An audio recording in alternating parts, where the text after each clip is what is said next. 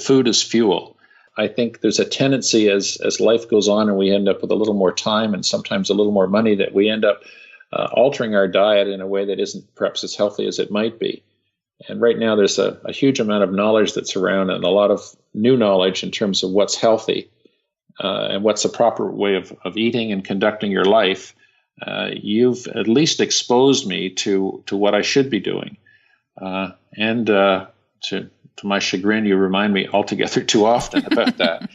Hence, that's why I call you Dr. Killjoy.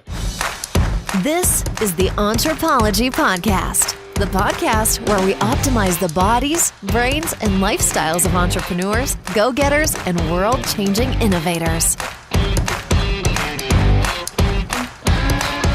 Welcome to the Entrepology Podcast. I'm your host, Dr. Megan Walker. As an anthropologist and naturopathic doctor, I optimize the health and performance of badass women working to change the world as entrepreneurs and go-getters. You know, people kind of like you. Before we jump into the interview, I want to invite you to join our free Facebook community, Legacy. If you want to be something amazing, you need to surround yourself with amazing people. The Legacy community is made up of badass women living, not leaving, but living our legacy every single day. We are leaders, parents, entrepreneurs, and innovators collectively committed to leaving the world better than we found it. My mission is to support the health and optimization of these badass superheroes, literally to places we never thought imaginable. If you are on a mission and get it that your health is the key to your unlimited potential, then join us. We are super awesome. You can find us on Facebook at www.facebook.com/groups/BE Legacy. See you there. So today's interview was a little bit different. I had the opportunity to sit down with one of my entrepreneurial heroes, Murray Walker, also known as my dad. And as I sat at the beginning of this podcast and put together a list of people that I would ultimately like to interview, he was actually top of the list. He is the reason that I went into business. He is the person who sculpted so much of my way of thinking, and he is, in short, my entrepreneurial hero.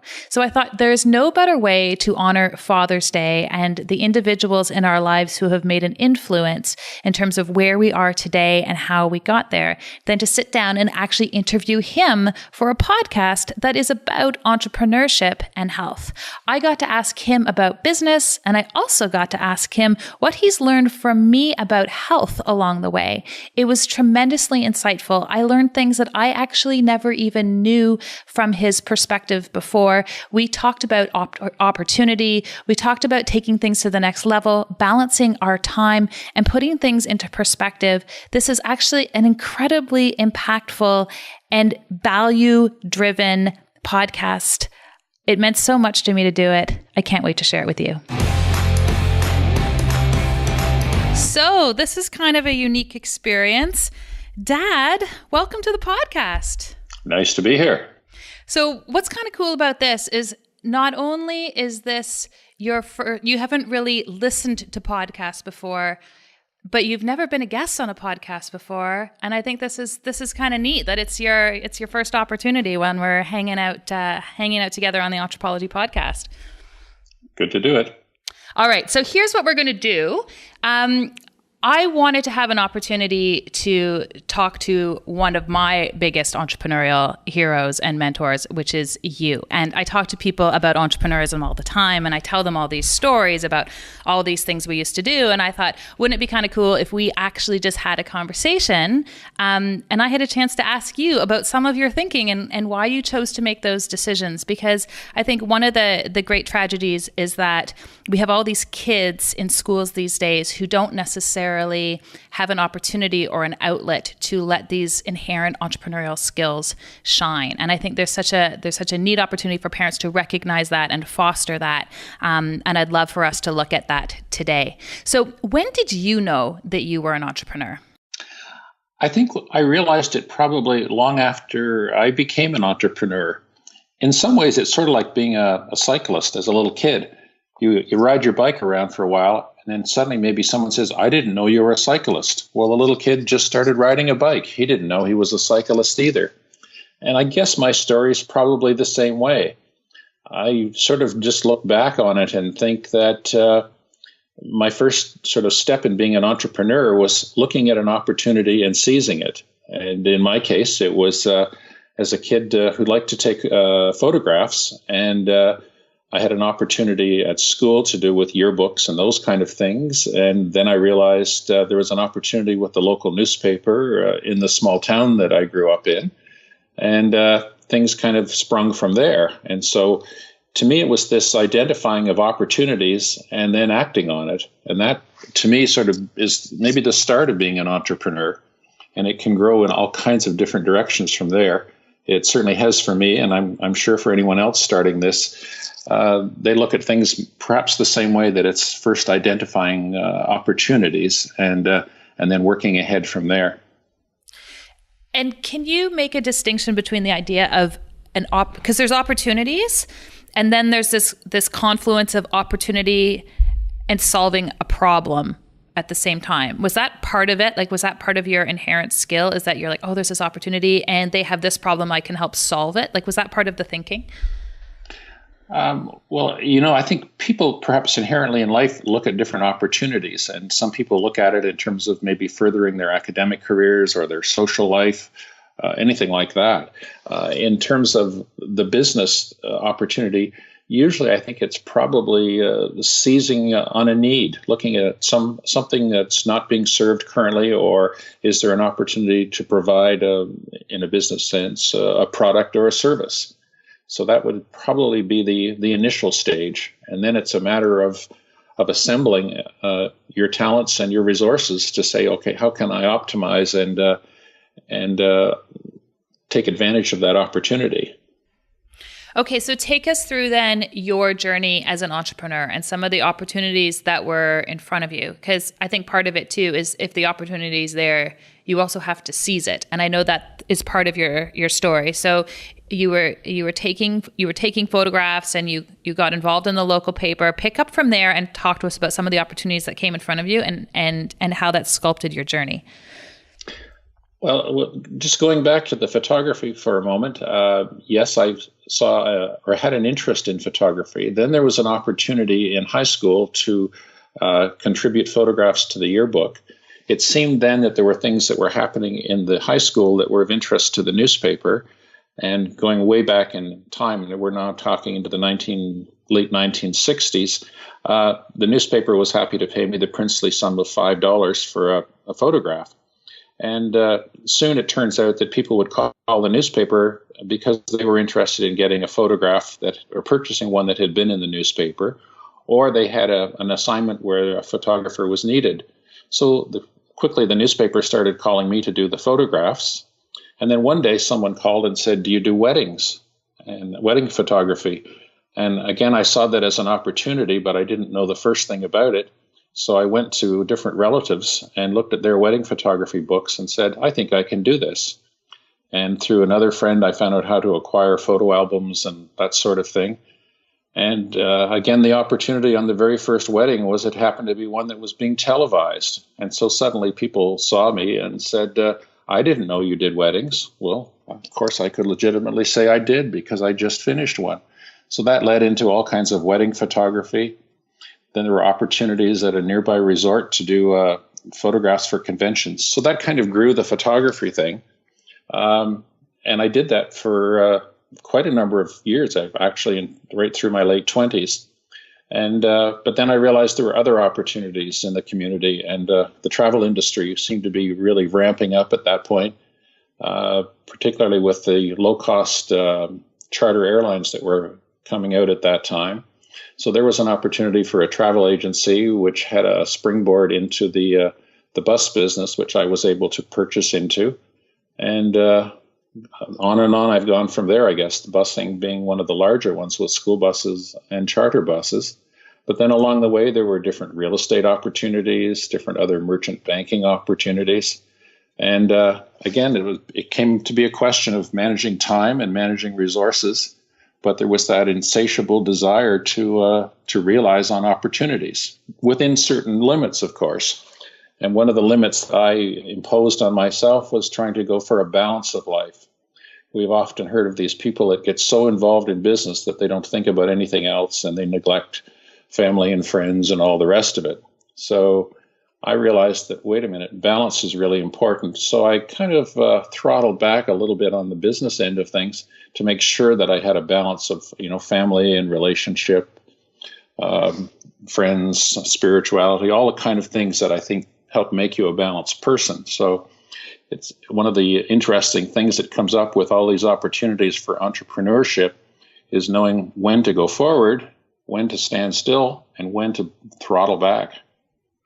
Yeah, and there's so many places that I want to go with that answer. I will say from a balance perspective, you emulated that when I was a kid. We would come home, we'd get on a bike, we'd go for a ride. You were 100% present while we were hanging out together. You weren't distracted. You didn't have a BlackBerry. This was pre-cell phone era, but you were also totally there. And it's interesting. And I talk a lot about legacy and health legacy. And that's something that I've been able to transfer to my kids is when I'm there, I'm there. And that started because you demonstrated that for me. You had a lot of things that you talked about in terms of resources and certainly opportunities.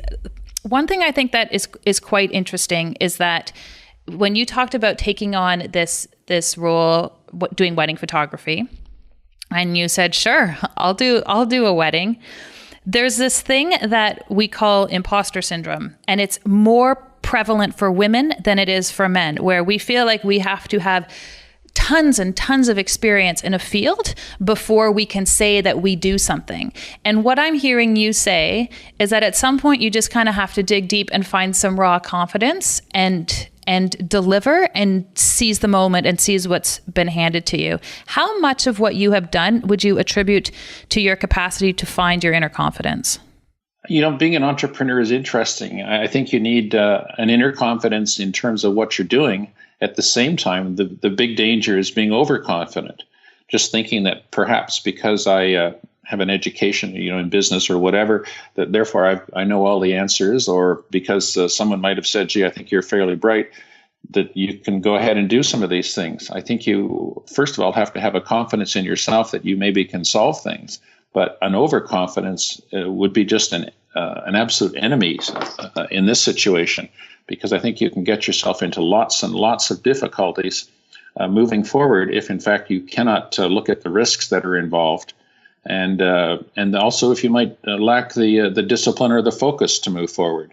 So it's kind of a balancing point. But I think, to getting back to your core question about inner confidence, I think people should have that. I mean, looking at people in your profession, they're very well qualified in terms of their naturopathic ability and perhaps much more.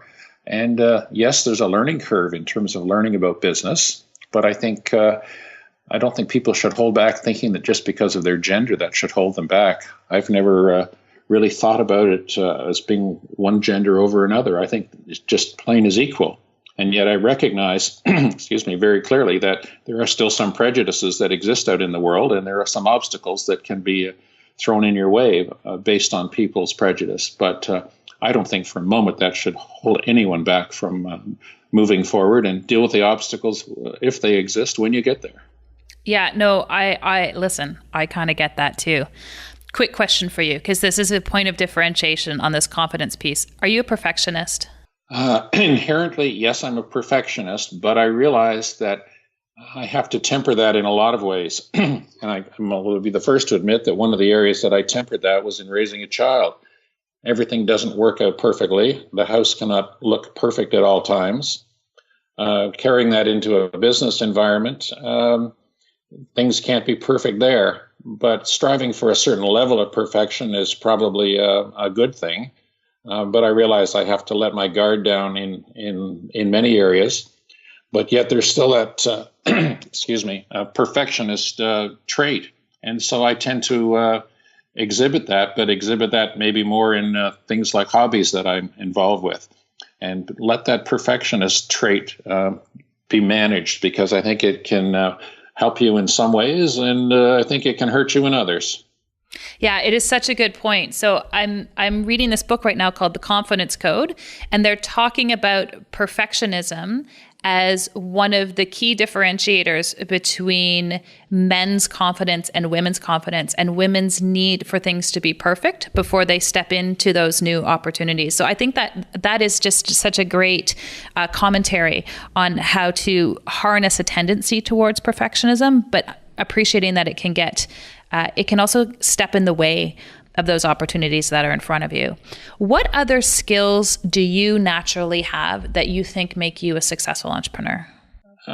Well, we talked about this sense of identifying opportunities. I think that a person must be enthusiastic about things when they move forward in optimizing or attempting to deal with those opportunities. I think certainly some business education is really essential. And you and I have talked a number of times about, I guess, the business end of things. And that's something that we've always talked about kind of over the kitchen table, which is probably a fair bit of your education or initial education in business. I tend to think that having empathy towards others, ability to get along with others, and to manage the different components of business are important. Because when you start looking in those aspects, there's the usual business disciplines like, marketing, finance, accounting, personnel, all those kind of things. But then there's the other aspects that are really, I think, equally important, or perhaps more important in some cases. Your ability to manage risk, your ability to negotiate, your standards of discipline, your standards and desire for focus. So there are a whole bunch of human elements that I think come into there. I try to hone those as well as I can. And I think even at my age of 67, I'm still learning. I think we're always learning in terms of how to manage ourselves and to develop our skills even more. Where did you learn those skills? Was that something that you learned in business school, or was that something that you just consciously curated over time? Where did they come from? They came from a variety of areas. There's no question that business school really helped me hone the aspects of business like marketing, finance, and so on. I think perhaps parental time myself was important growing up, learning good things and bad things. I think I've learned a fair bit as well in terms of business and in life by making mistakes. The mistakes I've made, I try to learn from those. And Lord knows I've made lots of mistakes, so hopefully I've learned a fair bit, but there's an awful lot that has slipped away as well. So I think we end up being a student of life in many ways. We're constantly learning, and it can come from all kinds of sources: formal education, friends, neighbors, experiences. It all goes together, and it's a package, and I think that's what makes each of us unique, and it's what helps us attack different and seize different opportunities in different ways, because we have a combined variety of skills that we bring together. And that's perhaps what makes entrepreneurship rather exciting, because nobody's skills are identical. What skill was it that you found most challenging as you were moving through your journey? What was one where you consciously went, I got to master this because it's not something that's natural to me? I think there were different skills at different times. One of the biggest skills that I think carries on even today is the management of time. You and I have even talked about that quite recently, that, when we look at what our biggest resources are, the biggest resource is probably our time, and how do we allocate that time? When you, for example, were very young, I was very conscious of not staying at the office beyond a certain point, and I always wanted to be there for you when you were out of school, and also would be there for you when you left for school. So there was this incredible management of time. And I think that lesson is carried on all throughout business, because there's a temptation to get carried away into things that you either really like or the demands of others that can drag you away from the original goals. And so management of time, I think, is probably the biggest thing from that learning curve. But along the way, there's so many other things have come up. It's hard to mention. Yeah, I agree. Time is, it's my biggest day-to-day challenge. Absolutely. Yeah, it's certainly something that I struggle with. If I'm honest, I would say there's always been a bit of entrepreneur in me, but then I know that you carefully and intentionally guided me in that direction or facilitated those skills. What was your strategy, and what were some of the things that you intentionally threw on the table for me to explore? I don't think I intentionally threw anything on the table until I realized that you had an aptitude and an interest in things that were entrepreneurial. For example, if you had had an interest in piano or let's say horseback riding or any of those things, I probably would have encouraged you even more. Incidentally, you did try those kinds of things and you didn't have a huge interest in them, which is fine. There are so many choices out there.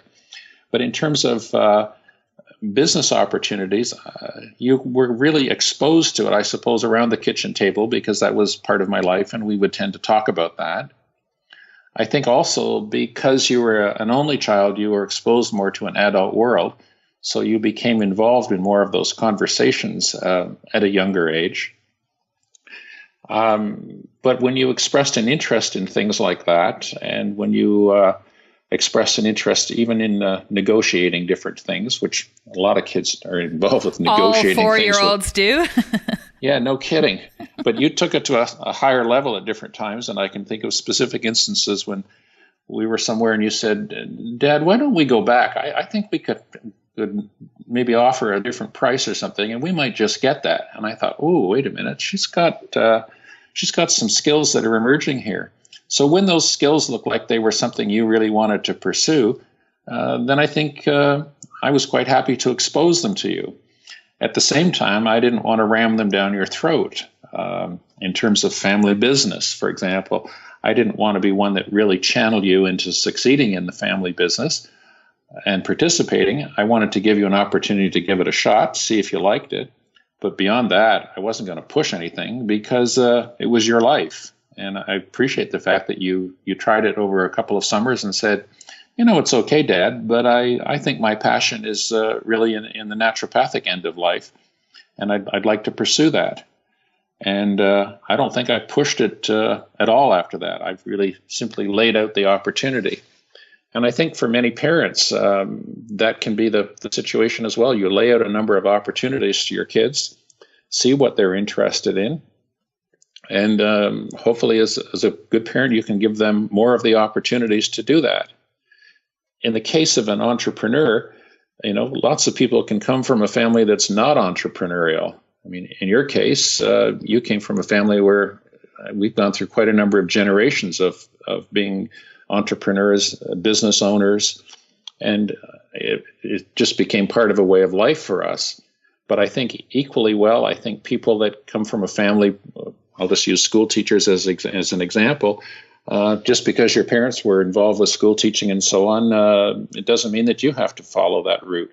And so I think as parents, it's rather interesting to see where your kids' interest levels are, and it may not be something that you're at all familiar with. And your case is a classic. I mean, I didn't know anything about naturopathic medicine until you said you had an interest in it. So then I went and actually consulted with a naturopathic doctor for an assessment just to learn a bit more about it and ask a whole lot of questions so I could keep up and be supportive of the direction that you wanted to go. And your life has never been the same. Thank you, Dr. Killjoy. There were so many foods I used to enjoy eating, and I've learned that I should not enjoy eating those foods any longer. Oh, we digress. Oh, yes, on purpose. Every generation of parents thinks that it's different for them. Do you think that this is a new era of entrepreneurism? I think there's some aspects of entrepreneurship that are remarkably different now. For example, in terms of the financial resources to do things. Before the advent of internet and so on, who ever heard of crowdfunding? What a phenomenal way to attract funds to get into business. I think in some ways there are so many new opportunities now in fields that didn't even exist before.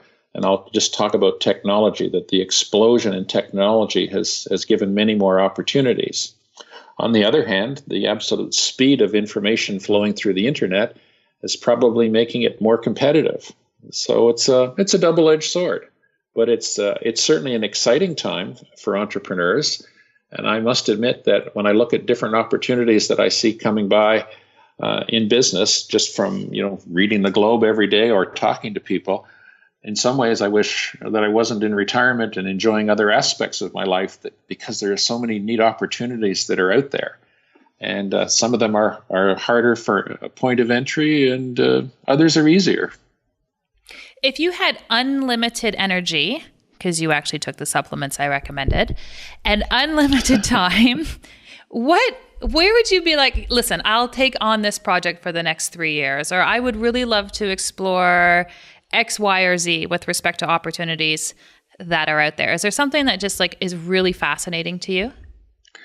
Well, I don't have anything that's a burning desire right now, other than from a business point of view, although I certainly could very quickly ramp up some interest in land development and things like that.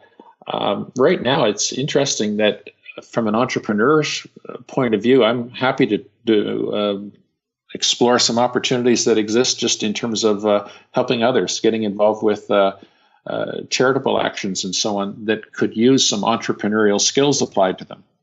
I mean, one of the projects I'm working on right now has to do with some museum development.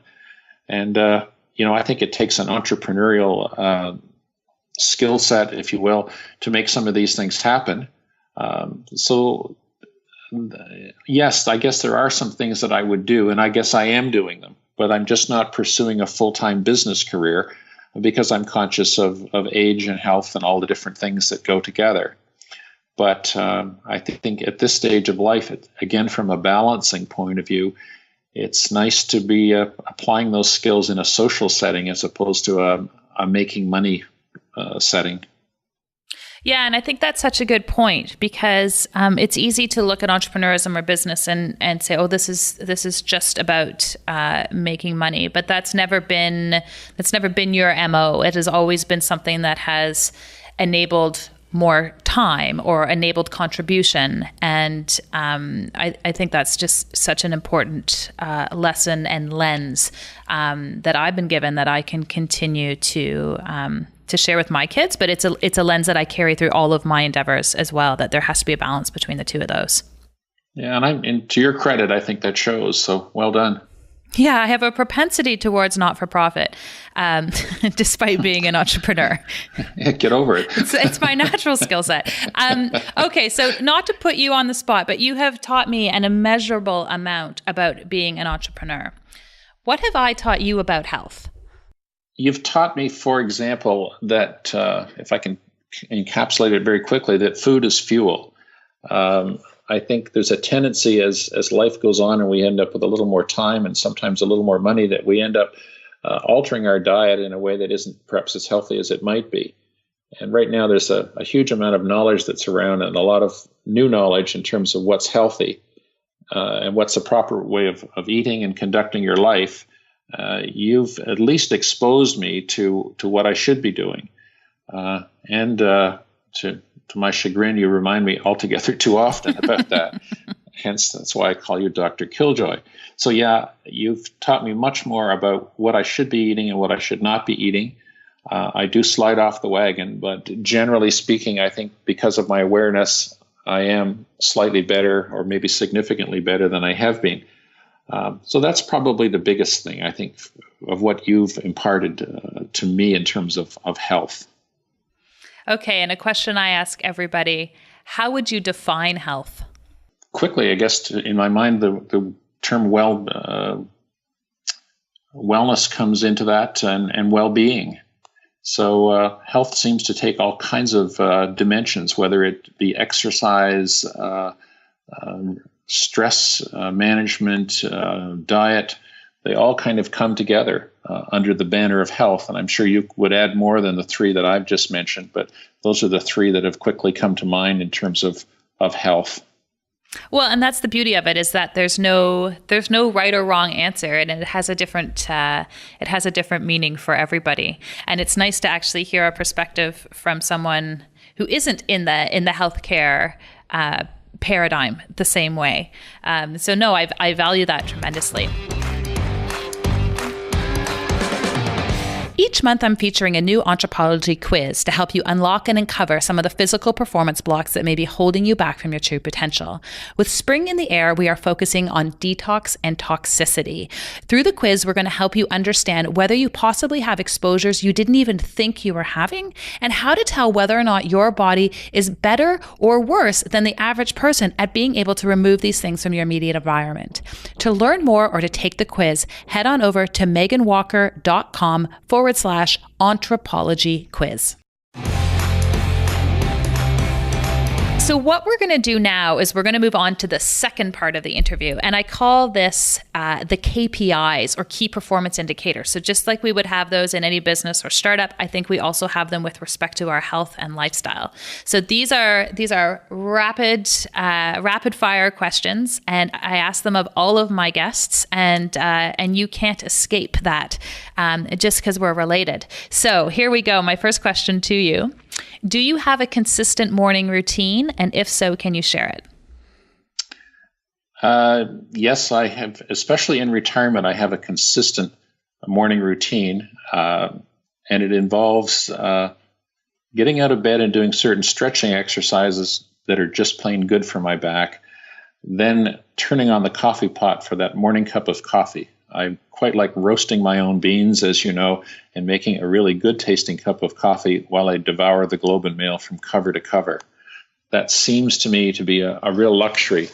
In my working life, I was able to scan the Globe perhaps quickly before I left for work. But one of the joys of retirement is being able to go cover to cover and enjoy a cup of coffee at the same time. Then move on to the shower and getting ready for the different aspects or activities that I've planned for that day. All right. Fiction or nonfiction? What are you reading right now? Right now, I'm reading a book called The Inconvenient Indian by Thomas King. That was quite a bestseller, dealing with the misconceptions and the accounting of Native North Americans. I just find that that's quite a sociological challenge all over North America, in fact, in lots of other parts of the world. And Thomas King's approach to that, using a factual basis for it, is really an interesting book at this stage. But I tend to balance my reading as well. Again, this discipline of life thing can be an enemy some days, but I read less fiction than I do nonfiction, and I try to balance it throughout the year as some business books, some non-business books, just a variety of disciplines. I quite like biographies, for example. So that's my approach to reading right now. What's your favorite biography you've ever read? Ooh, I wasn't expecting that one. I wasn't expecting to ask it. All right, that sounds good. There's been some great Canadian biographies that I've read. I've been interested, actually, and I'm not a big fan, as you know, of Pierre Trudeau, the senior, but I certainly have enjoyed reading different biographies about him to understand where he came from and why he did what he did and all the rest of it. So that's one that stands out. Although I enjoyed one quite recently dealing with Gordon Pinsent, the actor, because, again, another very interesting, charismatic Canadian figure. And it was interesting to read his story from very humble beginnings and his many challenges, and reading about his many successes. Yeah, I'm going to go on a side note, only because I get to do this when I interview my dad. When I was a kid, you would always talk about reading biographies. And I always thought, how boring is reading a biography? I had zero interest. And then as dare I say, older, more experienced perhaps, they're kind of a genre of choice at this point. I'm fascinated by other people's lives and the choices and opportunities that they were able to capitalize upon. So thanks for sharing that love of biographies with me. What do you do for fun or play? As you know, my biggest passion for fun is being on the water. I enjoy being on the water, whether it be a canoe, a powerboat, a sailboat. There's something almost therapeutic about being on the water, and yet there's a certain adventure of being on the water, combined with the fact that I have a tremendous fear of the water and a respect for the water. So that's probably one of my larger areas in terms of fun things to do. And yet, like most retired people, I like a certain amount of golf and I certainly like traveling. I think we're in such a fortunate generation where we can travel the world relatively inexpensively and relatively easily due to the airlines that, for example, you can reach from Toronto anywhere in the world in a day. And so between those are the major components, I think, of my leisure time right now and my hobbies. And my last question for you, entrepreneurism. Are we born this way, or do we learn to become entrepreneurs? I guess I'm going to say yes to both. I think when you're born that way, you have a natural inclination for it and an interest and an aptitude. But at the same time, I think you can hone any kind of skills that you have through education. And education could be formal education through the usual university or college routes, or it can be just in your exposure with others. But I think a person has to really understand, if they're not have a natural aptitude towards it, that there's more than just business, finance, and so on. That there's this whole question of risk management, negotiations, discipline, and focus, which are essential for any aspect of life. But there is something intangible as well about a true entrepreneur. So there's perhaps different levels of entrepreneurship that a person can explore. And we've seen people that are very successful, for example, as small business owners.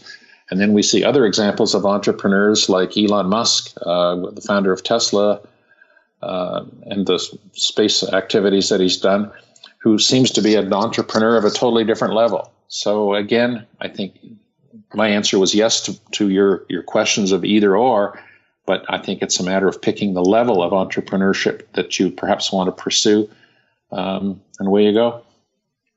Dad, I can't thank you enough for doing this. This was such an enlightening interview. I have to say, some of your answers surprised me, and I got things out of it I wasn't even expecting. So let's plan this again sometime soon. I look forward to it. Great to chat with you this way as well as in person. If you enjoyed our conversation and would like to hear more, head on over to Stitcher or iTunes and subscribe to the Entrepology podcast. We would also really appreciate a quick review. When people have their health, they can change the world. Let us keep you healthy and you go change the world.